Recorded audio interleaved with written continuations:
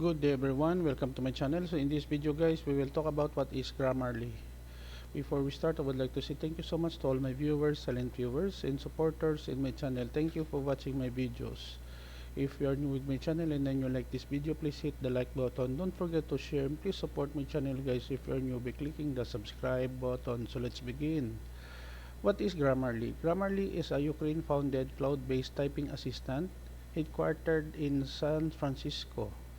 It reviews spelling, grammar, punctuation, clarity, engagement, and delivery mistakes in English text, detects plagiarism, and suggests replacement for the identified errors. Okay guys, so this is the end of my video on what is Grammarly is all about. A very popular typing assistant, no? So that is widely used around the world. Thank you so much for watching. Don't forget to like, share, and please support my channel guys if you're new by clicking the subscribe button. See you in the next video tutorial guys. This is your friend Jake saying bye bye for now.